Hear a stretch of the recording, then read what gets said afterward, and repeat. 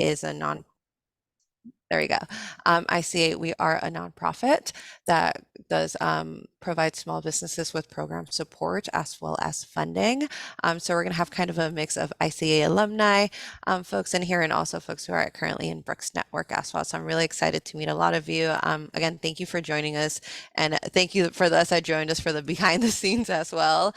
We really appreciate your patience here too. Yeah, so really quick. Just a reminder, so this workshop is recorded.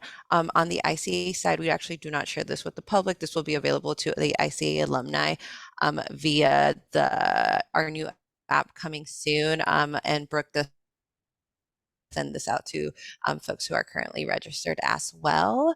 And other than that, I think I'm going to go ahead and pass it along to Brooke. Awesome. Thank you so much, Angie, for having me. I'm so excited to be here today. And I just got off my phone with social media overwhelmed myself as I had to before this call. Check my Instagram, check my TikTok, check my Facebook, all the different, am I getting texted? People DM me. There's so many ways with social media, right? Everyone might be feeling just so overwhelmed by that. So super happy to have all of us here so we can talk about it more. So today we're going to be reviewing social media platforms, how to use them to your advantage, learn how to create a clear social strategy, which I think is really key and helpful when you are either you're managing your social or you have a team managing your social, just to know what your strategy is. And then figure out how to leverage your channels for sales. Because I think what happens is we might have lots of followers, but they don't always, buy from us. They might just be following because they like our content. So how do we make sure there's a balance of giving to consumers, but also, getting what you're getting your sales out of it or getting your services, whatever your business may be. So just really quick, my name is Brooke Shapiro. I've led marketing for 15 years at Fortune 500 companies such as Clorox, Babies R Us, Johnson Johnson, and I even did Taco Bell, which is every marketer's dream. And I'm so grateful for that opportunity. And if you ever want to talk about Taco Bell, feel free to reach out to me. I'll tell you all behind the scenes. But currently now, as a mom of two little kids, 5 and 4, I work with early stage businesses to help them grow their marketing and their partnerships. A lot of my clients are in the same space as you, growing their business and figuring out where their best resources are for marketing, where to allocate their budgets, which social platforms to be on, et cetera. And so I help by coaching fractional CMO and creating strategies. So you might be here because super media is super overwhelming, right? Like social media is just getting crazy. There's a new platform every day. You need to have different hashtags and trending sounds and everything. It's getting wild. It is a full-time job usually for a reason. And it's also, if you think about marketing 10, 15 years ago, you didn't even have to have someone with social media. Like that wasn't even part of your budget for your marketing mix. You might have lots of great followers, but they're and not converting into sales. I see that happen a lot. A lot of clients come to me in that stage. Or they just have, they don't know how to get their content to convert into sales. Or they're about to launch a business. And so they want to figure out how we lay out our social media strategy. How do you build from 0 followers to 15,000, whatever your growth is, and across the board? And what platforms and how we allocate budget and who's going to do it and what the content looks like. So I work with my clients very closely, hand in hand, on developing that. And I'm going to teach you all this today in an hour as much as I can. So I want to make this engaging because nothing's more annoying than sitting on a boring webinar. So in the chat, please share what's your biggest frustration with social media to date.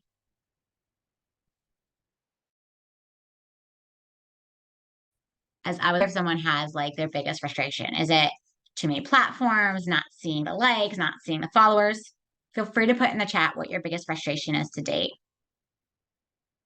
All right, I'm going to check. And also, if you guys want to put in your social media handles, that would be amazing. And we can all follow each other, which sounds really corny because we're only going to get 16 followers, but you never know what kind of social media partnership that we can get. The algorithm not getting enough views. Carly, on which platform? Not reaching your target audience. Oh, that's so frustrating. I have that happen a lot. where I make really good content, but it's not the people following me that actually want to follow me. That has happened numerous times. So I'll talk about things that you can do. Um, all right, what platform you want to post in? Oh, on Instagram. Okay. We'll talk about what's going on with Instagram right now a little bit, in a little bit. But yes, thank you for those who are putting on your Instagram handles. Please, like I said, start following each other while I'm talking. After this, I'm gonna look at the notes and I'll be sure to follow you too. Um, so let's see. We have lots of frustration on the algorithm, the content, and lack of engagement. So I'll talk about all those three things. The first thing I like to start in every webinar is like, what is social media? It's such a buzzword at this point. Like, what does it even mean? How do you know something is a social media platform? And there's more than, is there more than just Facebook, Instagram, and TikTok of the world? Like, what else is out there? And then it's also like making sure your audience is where that is. So, Merriam-Webster Dictionary says, social media is an electronic communication, such as websites, social networking, microblogging, which users create online communities. So social media, keep in mind, everyone, it's about being connected in a community. That's the purpose of people going on it. We're all trying to feel connected in a community in some way. And we're trying to share information, ideas, and your personal message and stories. So people are going on social media for personal messages and stories. So you'll see a lot of that I'll talk about in a few where brands are kind of shifting a lot of the social strategies accordingly, especially for bigger brands.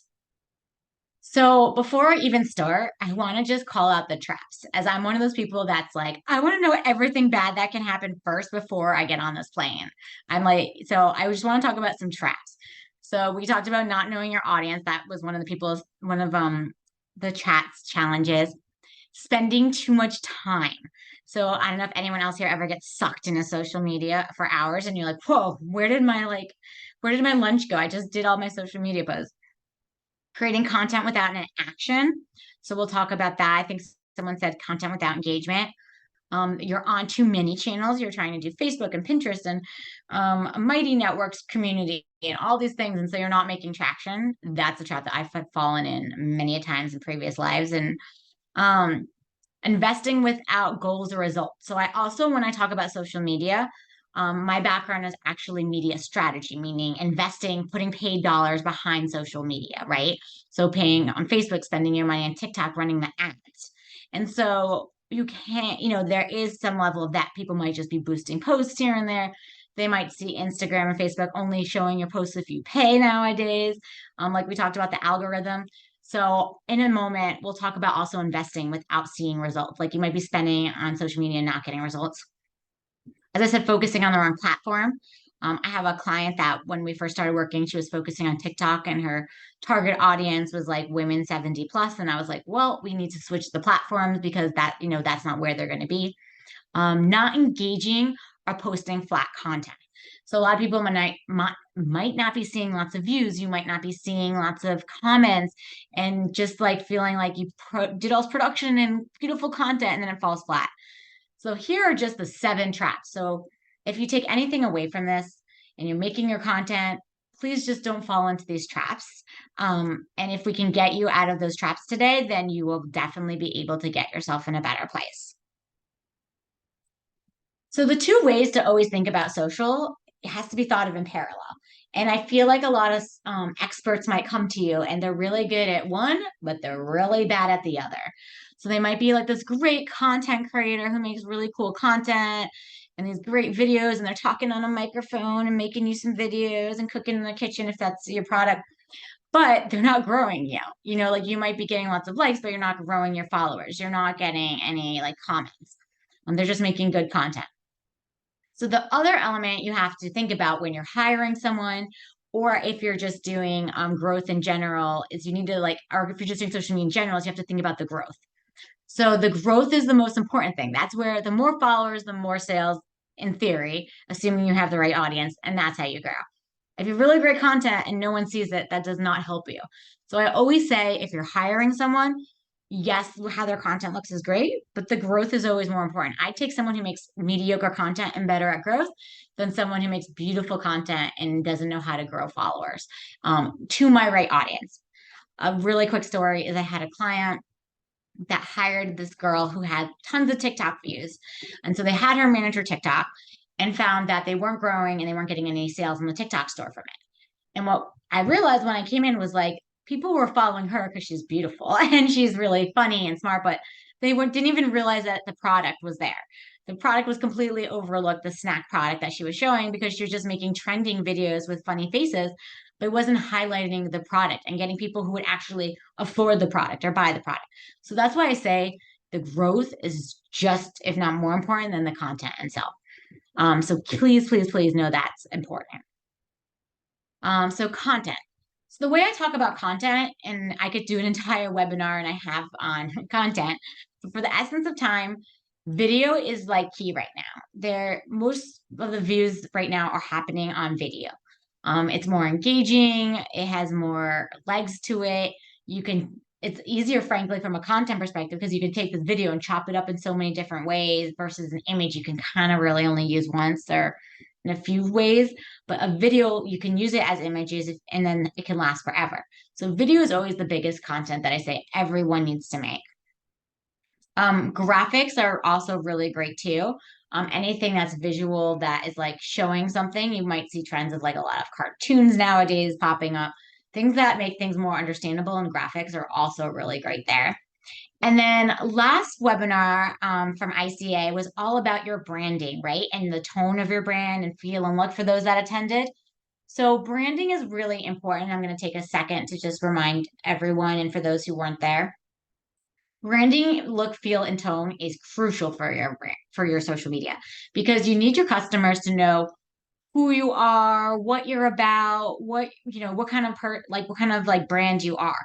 And if you're all over the day being like super serious and factual and doctors and clinical talk one day and then posting moms, I do a lot of parent marketing. So posting moms like having like kids tantrum or something the next day, which is funny or silly in theory. That's very confusing to customers. So you have to really know before you start your social media or as you have your social media, what your look, feel, and tone is. Like, think about it as a person, your social media, right? Like every time someone goes to talk to you, they usually know you are funny or you're more of a serious person or you're really organized. Like, and if all of a sudden they don't know what to expect, your social media is like Jekyll and Hyde, people start to back off. And like, yes, we're humans, so we have all different emotions, but if people don't really know, which side of you they're going to get and it feels uncomfortable, they probably won't keep going back. They'll probably unfollow you. So making sure your brand, look, feel, tone is really consistent is important.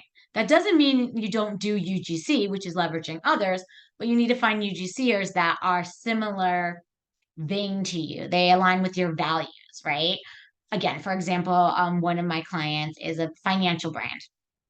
And so it's very more like factual financial. It's teaching kids about money. And so if all of a sudden we have like a super goofy TikToker make a video for us, that feels out of nowhere because like money's not really a funny thing. And so we have to make sure everything like looks like our brand, aligns with us. We're a minority owned business is the clients that a lot of my clients I work on. And so, making sure it aligns with their values and it shows who they are and shows up. And so I think that's really important. And then the biggest thing when you have content is a clear call to action. So knowing buy these chips or like you are a chip brand, not this pretty person making content or really funny videos or really factual information only. Like, what is your brand? Make it really clear what people follow and you want them to do. Growth engagement. So increasing the right followers. So as I was saying, this is where I spend most of my time. I think this is the most crucial part of social media, less so the content, because you can see sometimes some social media has only like a few videos and it's just the growth that is what's booming. Or one video that went viral is really helping their growth. So increasing the right followers. So again, it's great you have growth if they're all bots in Russia, that's not helping you, right? So you need to look at is following you, how to get more people like that, why did they follow you, and get that growth, right? If you're a kids clothing brand is another one I work on. So if you're a clothing brand, you want to get people that are into clothes, that might be following Target clothes, that might be following other similar clothing brands, and just like finding those people and start following them, engaging with them when you can, talk to them, posting with them, that organic growth. Partnering, I'll talk about in a little bit with other brands to get that growth, so you're getting extra exposure. Having followers comment, share, connecting with your audience, and follower to following ratio. So for those that are on Instagram, I heard Carly and some others mention being on Instagram. And the same as for TikTok. You need to make sure you have follow people than you are followers. You always have to have more followers than following. There's something weird about their algorithm pushes you down if you're following more people than you have followers. So the things I always do when I work on new clients is we clean up the social media and reduce the amount of followers. They're not engaging with us, we're not engaging with them, to help offset the algorithm. And then the second thing is we just like ensure like your profile makes sense and it's what people want to see, removing you, because that also reduces your quality, and just cleaning it up in that way. So very important following. And you can remove so many following per day. I think it's 20. I don't remember the exact number offhand, but so it takes a process to start, cleaning up your social media if that's the case. And if you hire a social media manager, which we'll talk about in a few, they should do. That's one of the things you should make sure they are doing for you. Because so many times social media managers are just really good at their own social, but they're not good at a brand's. All right, let's play a game. I really appreciate everyone being engaged, and I don't want this to be boring, as I've mentioned. The game is called Name All the Social Media Platforms That Currently Exist Today. Start naming them in the chat, please. Um, and Facebook and Instagram don't count. So try and think of other ones. I'll start tracking. And don't forget to please follow people. Twitter, hey, that's a good one. Reddit, Snapchat, Twitter, right? LinkedIn, Threads, X. Oh, yes, you're right. It's not Twitter anymore. WhatsApp, yes, limited marketing in WhatsApp, but you definitely are able to use it. Blue Sky, I haven't heard that one, Isabel.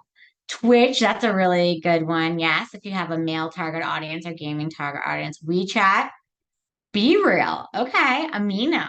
Some of these I don't even know. Wow, you guys, these are cool. So I pulled just a few of them that most of you have said.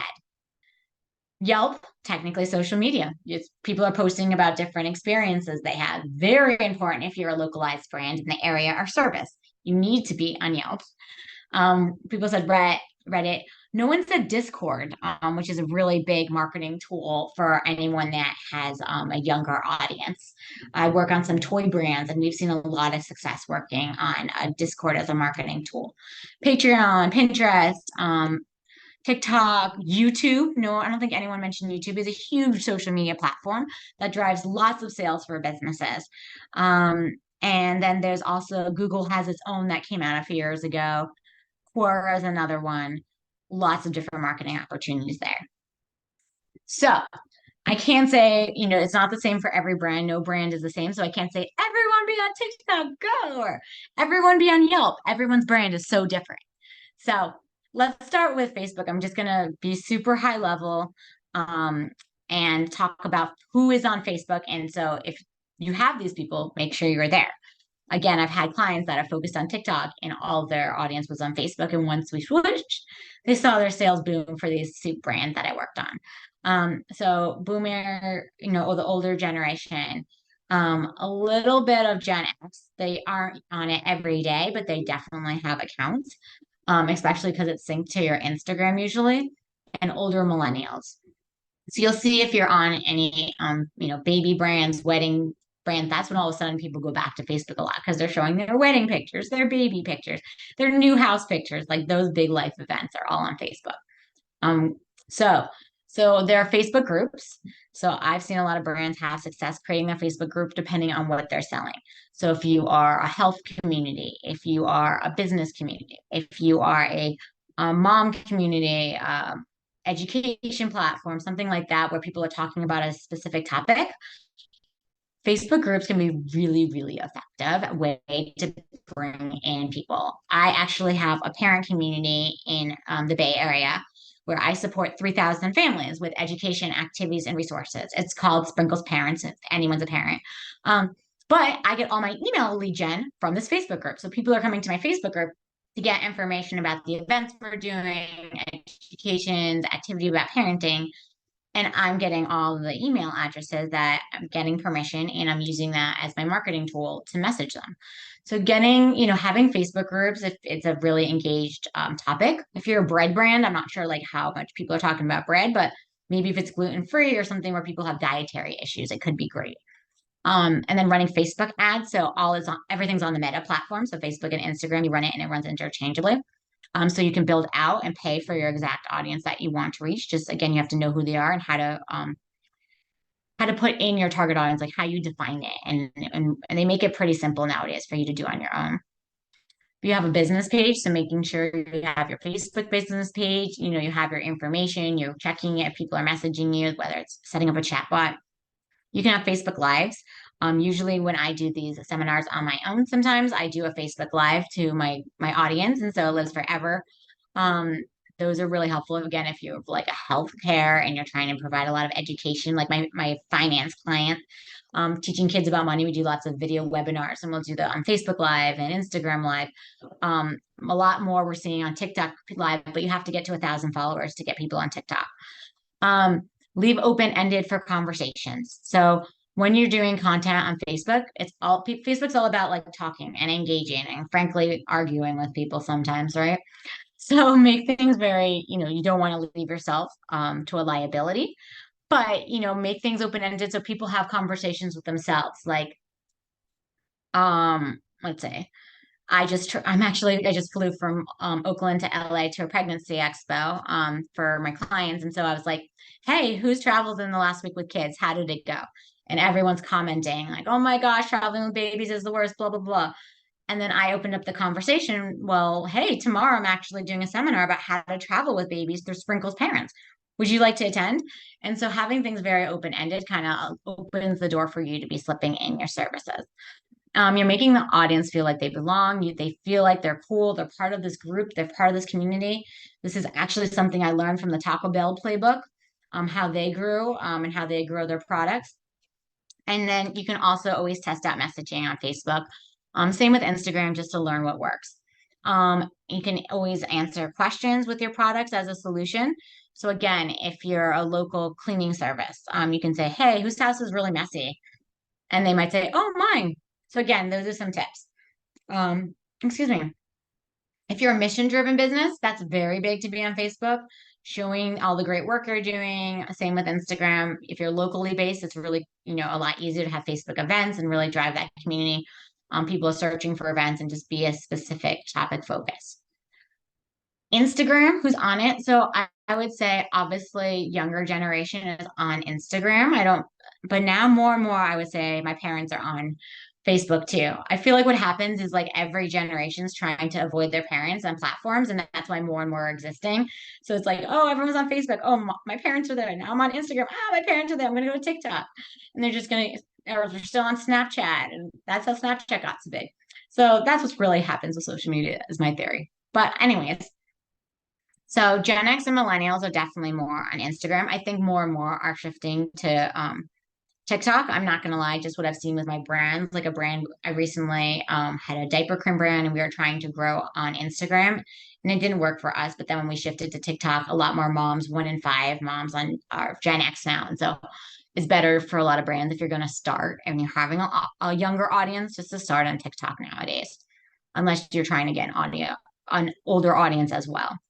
Using the carousels, many images, reels were really popular. That's where I went back to video because Instagram was going head to head with TikTok. But I think they realized that people were just repurposing their TikTok on Instagram.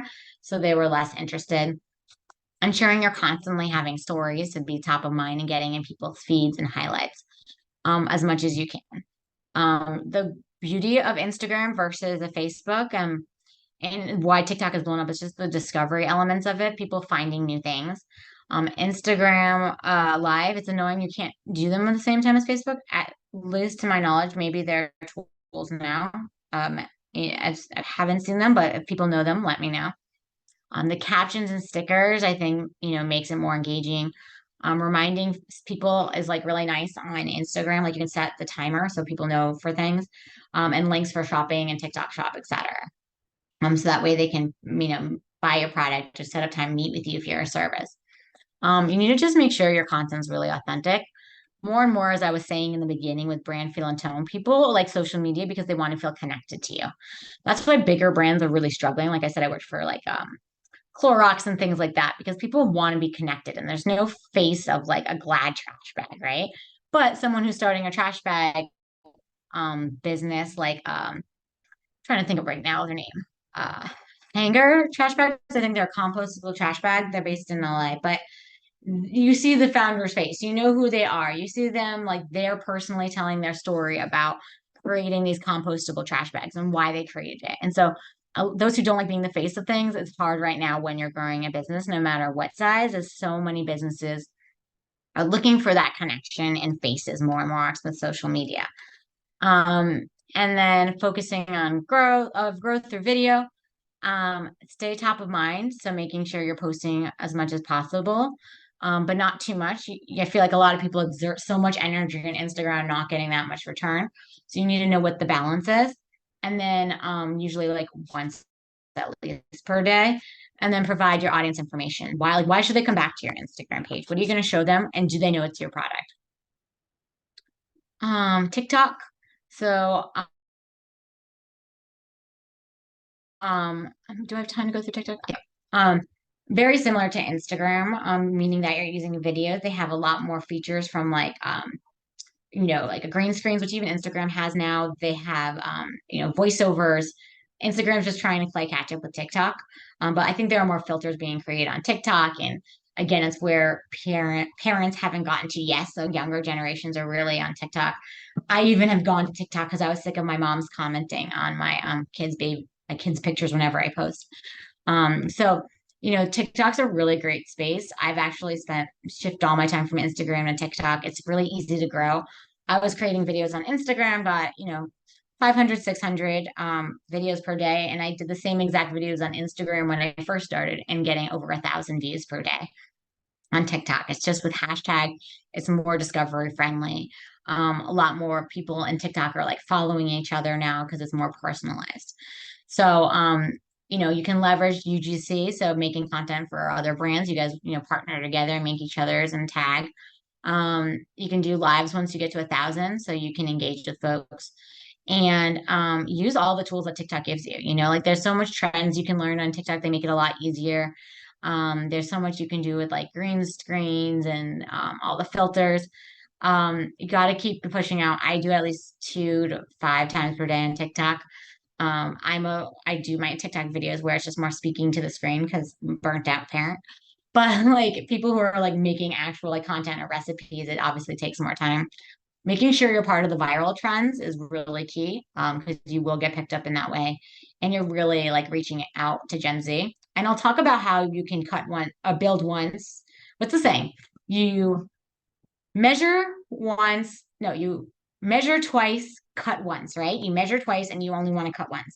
You can do that with your social media too. That same theory works for both. So you can make social media content for one platform, like I make it on TikTok, and then I repurpose it on Instagram. I don't need to be making content across the board for 1,000 things. I also always use my social media content for my emails, for my email marketing. So I'm not having to have email marketing content and my social media content. Like I'll show you a list of how you can put it all together so it makes things more organized and you're streamlining your marketing. So when Angie and I were Brooke, there's talking, a few questions oh, sorry, I can't see it because really I'm presenting. quickly. No, Yeah. no, yeah, there's a few questions in the chat. Okay, the first one here is hashtag still used. Hmm. Can you- Yes.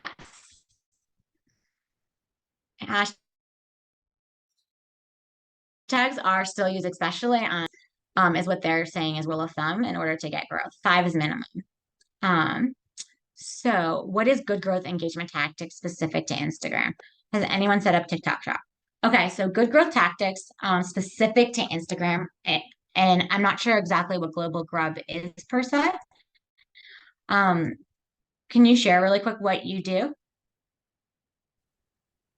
Sure. We would inspire yourself. Oh, I can't hear her. Can other people? I can't. Okay. So, I'm gonna pretend Global Grub is something with food, like Grubhub. So engagement tactics that are really great for Instagram that I see are partnering with other brands when you can, leveraging their pages, leveraging their audience that align with you. For example, one of my clients is a diaper cream, and so we partner with diapers. And so we know it's the same audience. We can partner all day with different diaper brands. They want our audience, we want theirs, and it's a great thing. We're not There's no transactions being, on each side, and we're just constantly using each other's Instagrams. We're also like swapping email, not swapping, but we'll do emails together, and it's been helping us grow a ton. So that's one of the ways that we really see a lot of growth and, engaging with each other's audiences. And then also whether you're having a live event, whether you're having a giveaway where people are liking, where you're talking about a topic that is top of mind for your audience, say it's grub, and you're like, hey, what are you having for lunch today? And allowing people to start engaging and talking about it or showing their own pictures. Again, social media is a community. So the way to get them engaged is ask them to engage. It's just like asking them to talk to you, asking them to tell you, showing them. That's why like anything where people can tag pictures of themselves or share their baby pictures are always key because everyone wants to share, talk, and be heard and seen. That's why social media exists. I've set up a TikTok shop before, Carly. Happy if you ever want to talk offline to talk about it. The pros and cons and like what products do well on TikTok shop and which products you probably not the best use of your time on TikTok shop. But again, I'm not entirely sure what Global Grub is per se. But it doesn't hurt to have your products on TikTok shop. The only thing is cannibalizing from your business. Like if you are D2C and you want people to go to your website and you want them to sign up for your email list and you can upsell them a product and subscribe in the future, or you want them to go to Amazon, like it's not, your TikTok shop's just not going to be able to do all that for you.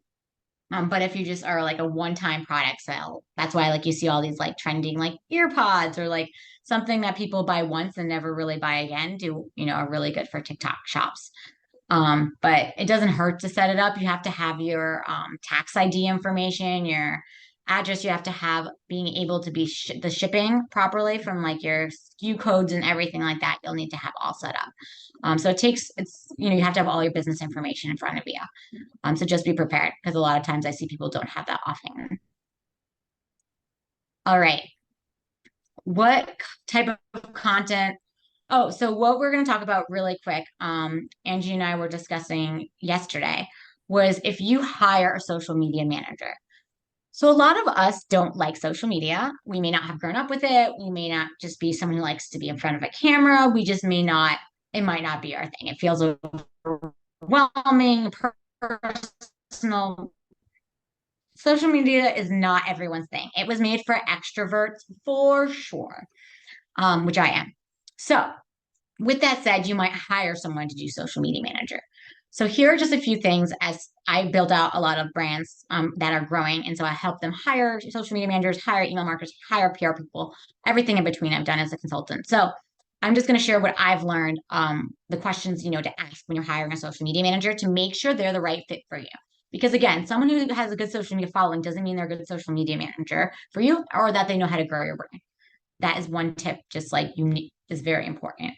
Um, so you need to understand what type of content they'll be creating, how many pieces of content, how often are they uploading the content, or are they just giving you the content, then you have to upload it. Are they telling you what trends are happening and they're making videos that are trends? Are they telling you what hashtags to use? Or are they just, again, handing you video and you do the rest? Because there are lots of different social media managers and content creators. So you have to know the difference between all of them. What do you want the purpose of your social media to be? So when you're talking to them, are they envisioning that they take this over and it's their personal, they take it personally and they're growing the brand for you? How do they see your social media showing up for you? Who do they see they're going after? Again, if you have um, um, again, a client that is a soup, probably it's not that appealing to 15-year-olds that are eating at home. And if they have like a high schooler doing their TikTok, like does not align. So make sure you and your social media manager are both clear on who you want to reach in your social media, how you want to show up, and everything like we talked about with branding. Which platforms will they be on? Are they just going to do one platform, or are they going to manage all your platforms? You probably want to have one person who manages all your social media platforms as much as possible so it's consistent.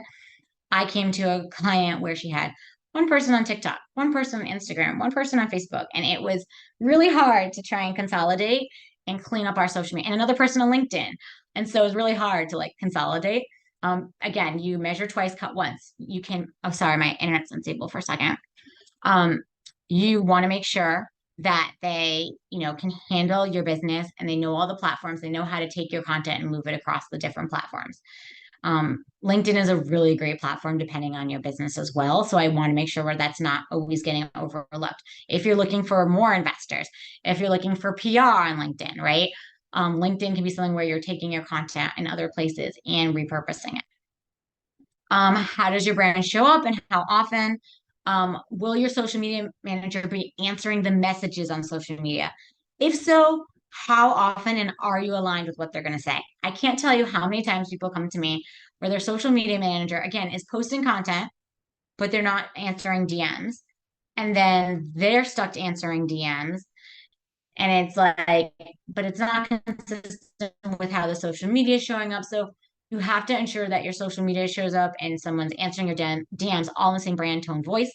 Or again, I always push that I hire a social media manager that makes the content, answers my DMs, provides me reporting every week so that it's all consistent and the voice is the same. And I know what they're saying in each situation. Like we have like a facts of like what they can respond and how they respond. And if they need something to ask me, ensure that they create a content calendar for you, which we'll talk about in a second. Make sure you approve their content calendar. Don't just let them post whatever they want. As a owner, founder, whatever it's important to know what's going to be going on every day in your social media, because if something hits the fan that in social media that was racist or something that you didn't approve of or unsafe, like it comes back to you. So make sure you're really managing your social media manager, and how much you pay them. So this is where I've seen people paying like 7,000 for social media managers, which seems like a lot to me. I've seen people paying 5,000 for just the content. Also seems just like a crazy amount to me. So I've worked, with lots of different social media managers, building out marketing teams. So I've seen all the different rates over time. There isn't one rate I could say, yes, you should pay this. It depends on what scope you want. But I do, I always help my clients understand, like, are you overpaying? Does this feel right? Are we getting, good value? Is this person the skill that we want to hire? So I can't talk about social media. And if anyone talks to you about social media without talking about influencers, run, because influencers are such a big part of social media, especially in today's day and age.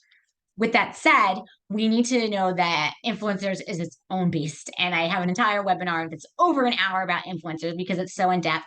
There's so much to talk about in different ways you can work with influencers between affiliate, paid, sponsorships, etc. But I always think this cartoon is really funny. So please make sure to read it, because influencers are a hysterical people because again, they're extroverts and love to be on the screen. So I can say in a time standpoint, because I want to have some time for questions. Make sure your influencer is the right fit for your brand. They're authentic. They actually know your product. They aren't just going to lots of different brands. I worked on Kingsford charcoal once. We had an influencer that used charcoal the wrong way, and like we could not even use all the content we paid for because they were using it not properly. And then the next week they use like a gas grill, which is like offensive for anyone who knows about grilling. So make sure like whoever you're picking is really like authentic to you, because otherwise it's a waste. Make sure that they're also posting to their own platforms. A lot of times people will get handed videos and content from influencers, but the benefit is for them to post and be tagging you, and also having it last forever on a post, not just a story for one time. So those are just my quick little tips. So I'm going to quickly take you through how to create a social strategy, which I think is very important. I always say you wouldn't drive somewhere without knowing the directions. So why would you go on social media or do anything in your marketing without a plan? So, master a single platform first is what I always say. Start small. Post once you know who your audience is. So you've really clearly defined who your target audience is. And again, I have a different webinar about defining your target audience and clearly knowing who you need to go after to grow your business. Knowing where they're spending their time. So how are they spending their time every day? Like think about a day in the life of them, and then like when are they going to be on social media? So you know when to post or what they're looking for on social media, and know what they want to hear. So, like I said earlier, cut once. No, sorry, you measure twice, cut once. And so I always say you build once too. So you now planned out what you want for social. You're also thinking about your email marketing, probably. You also might be thinking about any other content needs for your website. And so make it all at once. Don't be making like 5 different content in different places. Build once. And then you can cut down as you need. So again, know everything you need at once and then build it before you start making your videos or having a social media make it. So use a plan, make a plan, like I said, use a calendar. So there are great ones on Later, Loomly. There are some other platforms. I don't love like Planoly, but it can use it. Or I sometimes still am old school. I'm not that tech savvy and I'm on social media. I just use an Excel and I just put all my different platforms and think about which day of the week and what I'm creating and where I'm putting it. Always trying to use YouTube Shorts wherever I can because that's such an easy way for people looking for information to be finding my brands. How to turn social media into sales and clients. So you need to ensure you're talking to the correct audience, like I said earlier. You need to partner with complementary brands or influencers because 1 plus 1 really does equal 3. And all my clients that I work on, I've seen just their partnerships and complementary influencers are really helping them grow. Give them an action and tell them what to do. You have to remember consumers are seeing thousands of ads every minute, thousands of videos, right? Like, how do you make yours stand out? What do you want them to do? Do you want them to just watch it? Or you want them to do something? But you can't be too pushy. So just knowing when. Make it easy for them. Like Carly said, including those TikTok shops. Include links when you can to anything. You can't do that obviously in posts, but having it in your bio and using Linktree. Have your followers become your brand advocates. That's the secret to all marketing, right? I say this literally in every webinar, whether it's influencers, whether it's social media, whether it's targeting. The goal of your branding and marketing is always to get the people that love your product to be the ones that share about your product. They're the ones that are writing in those Yelp reviews, right? Those are the ones that are doing those Google reviews. Those are the ones that are liking your posts and sharing with a friend. Once you get your followers to be obsessed with you, then they do all the marketing for you eventually. So I would love to open this up for the next few minutes for questions. I'd love to stay in touch with all of you. You can check me out on my website, brookeshapiro.com, or email me at brookeshapiro.com. You can scan this if you want to make a complimentary appointment. I'd be happy to help and talk you through 15 minutes and see if I can support you in any ways. My passion is helping families thrive and businesses thrive as businesses are babies. And I want to, help you grow. So thank you for joining and I'll take any questions. Looks like there's one in the chat. What are the rules about posting? Got it. What are the rules about posting content you did not create or hiring someone to create? So it depends. When you are posting content that you did not create, if it's like an influencer and you have a contract that says that you own it afterwards, and that you have their permission ahead of time that you can use it in forever, you can ask them that ahead of time. They might say in a contract, you can only use this for a month that we're in partnership, or you can't tag me in it. So you need to make sure, if you're getting UGC or you're getting anything that you have that permission and you have that contract in place so that they don't come after you later saying, this is my ownership of this video with your product in it. I made it. So you need to make sure they're okay and they're giving it to you. Is there a platform that's best for selling e-commerce sales? It depends. So Carly, you have great questions. I'd love to connect with you after. It depends on the platform or what your product is. If you want to put in the chat again, what global grub is, I'm happy to help you. For example, um, what's best for e-commerce sales? Again, I work in baby space. So I might say, okay, you want to be on, okay, cooking kits. Um, who buys these cooking kits, Carly? So I'll just keep going with the baby example while I see your DMs. I'm gonna stop sharing my screen. So let me get back to the chat. So with Villy, one of my clients, it's a baby brand client. So they are like a baby list. So like baby registries, e-commerce is best on a baby registry platform. Like, baby registry platform, people are buying the products, that's best e-commerce platform. So in theory, back to Buy by Baby, Walmart.com, Target.com, right? Like those e-commerce platforms are probably better because people are having the registry there. It's all there, it's all in one place. Or baby list where they're going to make the registry.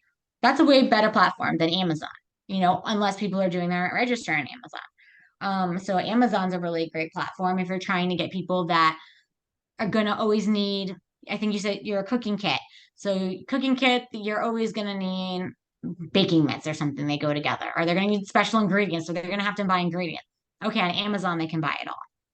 Um, I work on a vegan, gluten-free, um, like a like cupcakes and brownie mix is what she does. And so, where we're selling our products is actually direct to retailers. So we know a lot of people are buying their mixes usually at the grocery store. So e-commerce was a little bit harder for us. But we are driving people to those pages. But it just is coming through partnerships. Oh, which platforms best for e-commerce products? I think it just depends on who your audience is you're going after. Like TikTok shop could be really great if you're going after millennial, right? Millennials are on TikTok, their younger audience. If your audience is Instagram, like a little bit older, maybe Instagram. If it's Pinterest, again, a lot of my clients get, once you figure out Pinterest for clients, like Pinterest blows up, especially in cooking space and things like that. I've seen Pinterest do really well for my soup brand, and my protein bar brand. So again, it just depends on who your audience is. Like if they're a busy mom, they're probably not spending time on Pinterest. They're planning their wedding. I'm making this up. They're spending a lot of time on Pinterest, or they like cooking and they're always posting recipes. So that could be really great platforms for you. So I think again, it just depends on like what else people are buying with your product. What is their mindset? When are they buying your product? Why would they even buy it? Like, oh, they're doing a project with their kids and they need to cook, vegan banana bread for school, or they're trying to do math and they're trying to learn cooking. So I think again, it just depends on who your target audience is first. And then you think about what day in the life of, and in their day in the life, you see what platforms that person's on, and that's the platform that makes sense for you. Um, and again, knowing where trends are, like TikTok is obviously bigger and bigger right now. Question on trends. Yeah. How do you know that if a company should on a trend? The reason I ask is there's so many different trends, and what if a Yeah. trend doesn't feel authentic to kind of the brand of a company? Right. That's a really good question. So back to brand tone feel, the seminar you guys had last week or the last time. If it's not on brand, please don't do it. Like again, it actually hurts you to do it. So for example, the soup brand I worked on was hopping on the trend where you could put like your face on different things. I don't know if anyone ever saw that, like it had, like put eyes and lips on things. And they did that on their soup, and everyone was so weirded out. But they're like, it's trending, but it just like was creepy. Nobody liked it. They started to lose followers. Like it was not worth it to hop on that trend. Just because it's a hashtag trend doesn't mean you should do it. Like same with anything political. I think too, a lot of people, a lot of brands right now in the climate will sometimes say things politically that unless you really need to say something, I always advise like just because everyone's posting about XYZ, you don't doesn't mean you have to if it doesn't seem authentic or something that is tied to your brand or people who follow your brand. So you have to be careful about the trends, really think through the trends if they're like something you can defend, right? If it's something that's political or if it's something that's trending, like is it what your audience even wants to see? Like again, the soup brand people did not want to see faces on soups. They didn't want to see people dancing. That's not their audience. But this trendy kids clothing brand I worked on, Be Kids, like they want to see cool kids doing dances. Like that was awesome. That was authentic. That was trending. That was cool. but they probably wouldn't do like a bucket challenge and dump ice on a kid, right? Like, so you have to really know what makes sense for your brand when it comes to trends and if you should jump on it or not.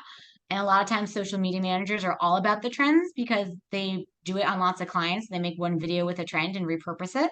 That's what I've seen sometimes happen a lot with social media managers for some of my clients, which is not great that happens. So you have to also ring them in and be like, does this make sense? Or hire someone who you know knows when to make sense, what makes sense for your brand. And they're not just slapping things across the board. All right, next question. I'm a brand targeting moms and I'm making mistake by not being on TikTok. The brand I work for thinks that other platforms are more important. But I've tried to convince them that this demographic we have to TikTok. How would you plainly illustrate the importance of being on TikTok? My client keeps telling me them as they are missing an audience. Yeah. Well, I mean, you could just look at hashtags on TikTok to easily demonstrate how you are how it's blowing up on TikTok, right? Like you can see hashtags like I think there's like 88 billion views or something about mom's life on TikTok. So if you look at how many hashtags there are on Instagram, I'm sure it's a lot less. You can see how many videos in a day if you look at the analytics on TikTok. Like you can see that like mom trends and everything like that is blowing up. So all of these social platforms, as you may or may not know, you can see the analytics and see how every post does. You can see all the trends on them and the view insights and analytics. You can see how many people are doing different hashtags. That alone can make a case for you of like how many people are there. They say, there's more on Instagram, you can literally show. Again, I don't know what your product is for baby targeting, but if it's anything, for newborn babies, again, because so many Gen X babies are being born nowadays, it makes a lot more sense. I hope that answered your question. Oh, good. Yeah, if you want to talk any baby products, that's my bread and butter. Only because I worked on Babies R Us and I have a 5 and a 3-year-old, so I am in it right now. I'm actually heading to the pregnancy expo after this. I'm not pregnant, but just going there to see all the baby trends. Great marketing for your client if they ever need baby marketing. Any other questions?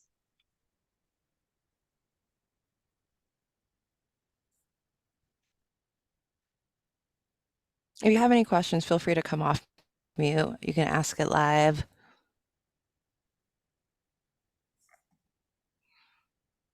If people don't have any other questions, we can always end early, but now is the time. What I see one in the How do you find your audience? That is a webinar in itself, actually.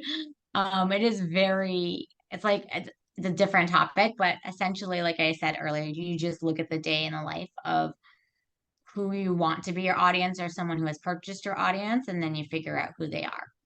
So think about, can you just say really quickly, Isabel, what Berry Clean is?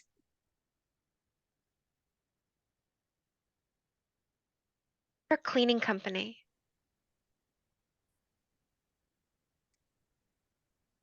Oh, you're a cleaning company. Okay, so think of who, I don't know if it's like deep cleaning, apartment cleaning, everyone cleaning. But think about like who your ideal customer is. I'll pretend it's me. I'm a busy mom. My kids are monsters and they make a mess everywhere and I cannot keep up. There are toys everywhere. I can't keep up with my laundry. This is all true facts. And so I need to find someone to clean every week to clean or every other week to clean. And so I'm asking all my friends to figure out if they have anyone who's cleaning for me. I'm looking on Yelp. I am posting on Nextdoor. I'm posting wherever to see where I can get cleaners. So then backing into that, then okay, I should be on Yelp. I should be on Nextdoor.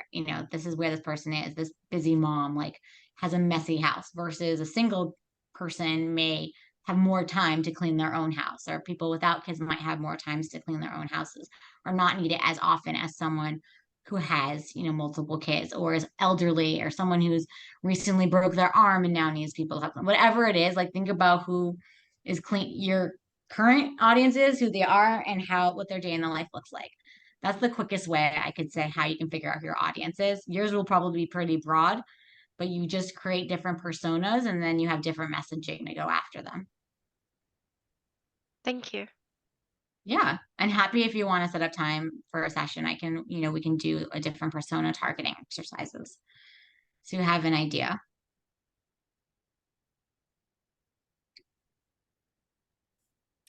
I have a question. I know you mentioned analytics, and I know like each platform, for the most part, gives you some sort of analytics. Are there any specific kind of data points that you think that folks should really be looking at? That's a really good question.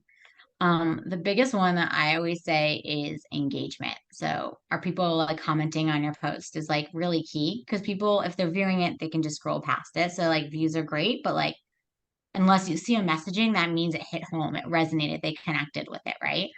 Or you're seeing they're sharing it, excuse me, and saving it. That means they want to see it later, give it to a friend. Those are very important to me. And then also, the likes are really good, as well. It kind of gives a sense that people even put the energy in the like, and then views, I'd say, are lower. So example, like my TikTok. I'm not an influencer per se by any means. I only have 1,000 people that follow my mom TikTok, but I have 20,000 engagements. So people are always hearting it. They're commenting. They're really engaged in my page. No matter what I post, I can get 1,000 views, which I'm grateful for. And the people are always commenting and sharing it. And like to me, I'd rather have that. And I think it's more authentic. If I post about a brand, everyone will talk about it than me having 5,000 followers and like no one's posting any comments. People are like might view it passively, but they're not, looking at it, questioning it, seeing it, like wanting to know more. That's a lot more valuable to me. Thank you. Oh, and I know we have 3 minutes left here. I think we have time for one more question. If anyone wants to hop off mute and ask a question real quick.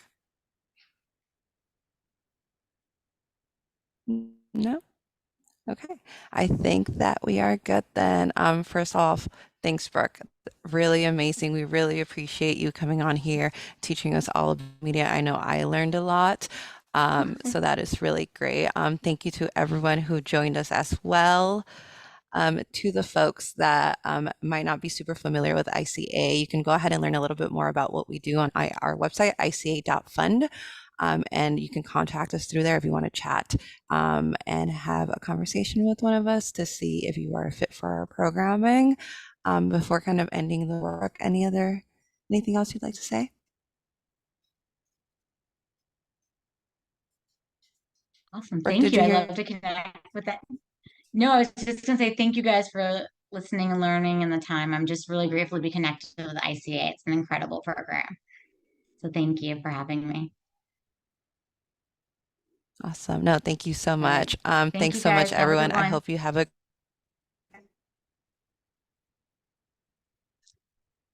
Bye. Thank you.